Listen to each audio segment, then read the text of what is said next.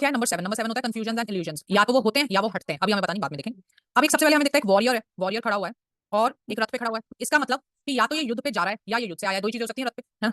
अब सबसे पहले हमें ये डिसाइड करना है। अब देखो, आप सोच के देखो, जो वॉरियर्स होते हैं, सेनापति होते हैं या राजा होते हैं, जब वो युद्ध पे जाने के लिए अपने रथ पे आते हैं, तो ये जो आगे स्फिंक्स बने ना, जैसे आप टाइगर लेपर्ड समझ रहे हो, ये एक्चुअली क्या स्फिंक्स हैं, ये ग्रीक माइथोलॉजी में प्रोटेक्टर्स होते हैं, ये खड़े हुए होते हैं।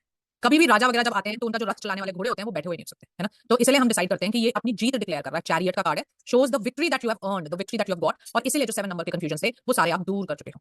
व्हाइट और ब्लैक का नीचे कॉम्बिनेशन दिखाया है ना, तो सही गलत, पॉजिटिव नेगेटिव, सच झूठ, सारे कंफ्यूजन्स इसने अपनी मेहनत से, अपनी स्ट्रगल से, अपनी इंट्यूशन पावर यूज करके दूर कर लिए हैं। देखिए इसके शोल्डर पे मून बने हुए हैं ना, इंट्यूशन पावर, इसका ब्राउ चक्र एक्टिवेटेड दिखाया है, देखो, है ना? सो वो भी इंट्यूशन को दिखाता है। फिर इसके हार्ट पे ऐसे दिखाया है, ये जो साइन है, विंग्स हैं, ये साइन बना हुआ है, सब ग्रीक माइथोलॉजी में ब्लेसिंग्स के सिंबल होते हैं। कई बार बच्चे कहते हैं शिवलिंग, ये हिंदू माइथोलॉजी के कार्ड्स नहीं है, शिवलिंग हो नहीं सकता यहाँ पे, है ना? सो ग्रीक माइथोलॉजी में ये सारे पावर्स और ब्लेसिंग्स को दिखाते हैं। और पूरा इसने वैसे भी ग्रीन एंड व्हाइट पहना हुआ है, जिसका मतलब है ये कनेक्टेड टू डिवाइन इंसान है, बड़ा स्पिरिचुअल, बड़ा loved by God, blessed by God, और अपनी इंट्यूशंस को चला के, अपनी इंट्यूशंस की सुन के इसने स्ट्रगल्स ऑफ लाइफ पे जीत हासिल की। आपको युद्ध लड़ने थोड़ी जाना, तो मैं मुझे कोई युद्ध लड़ना है? नहीं लड़ना ना। हमें कौन सा युद्ध लड़ना है? अपने जीवन का युद्ध, है ना? तो अपने जीवन के युद्ध में इसने जीत हासिल कर ली है। अब देखो मैंने क्या बोला, अपने जीवन के युद्ध में, मतलब युद्ध था ना पहले, है ना? सो पास्ट में पीछे इसको प्रॉब्लम जरूर हुई होंगी, कंफ्यूजन हुई होंगे, ये परेशान हो गया होगा, लेकिन अपनी इंट्यूशन की सुनकर और भगवान की ब्लेसिंग से मेहनत करके इसने सब कुछ ओवरकम कर लिया और आज ये जीत चुका है।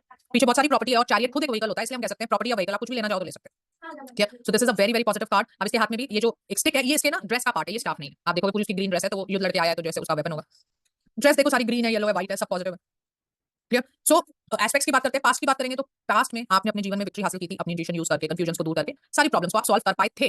प्रेजेंट में बात करोगे तो हम बोलेंगे हाँ, पीछे आपको परेशानियां हुई हैं, लेकिन अपनी समझदारी से आपने वो रिजॉल्व कर ली है, अब आप बड़ी पीसफुल सिचुएशन में हो, जीत चुके। फ्यूचर की बात करोगे तो अब जीत कहाँ आ गई? फ्यूचर में आ गई। तो भैया अभी तो ये जंग लड़नी पड़ेगी ना पहले, तो हम बोलेंगे थोड़ी परेशानियां आपको आएंगी, लेकिन आप उनको संभालते हुए अपनी इंट्यूशन की सुनना, सारे कंफ्यूजन को दूर करना, तो आप जंग में जीत जाओगे। ठीक है?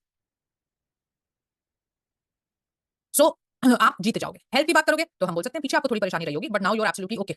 रिलेशनशिप की बात करोगे तो भी हम ये बोलेंगे थोड़ी परेशानी आपने पीछे झेली है, पर आपने संभाला, आपने सही गलत को, सच झूठ को अपनी इंट्यूशन यूज करके संभाला और आज आप बिल्कुल ठीक हो।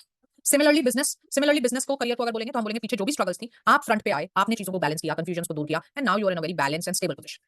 Understood? Overall this is a positive card. Guidance देनी पड़ेगी तो हम क्या बोलेंगे? अपनी इंट्यूशन की सुनो, अपनी भगवान ने जो तुम्हें ब्लेस किया हुआ है उसको यूज करो और फैसले लो, कंफ्यूजन को दूर करो, चिंता मत करो, because you will emerge victorious. Clear? देख लीजिए कार्ड को।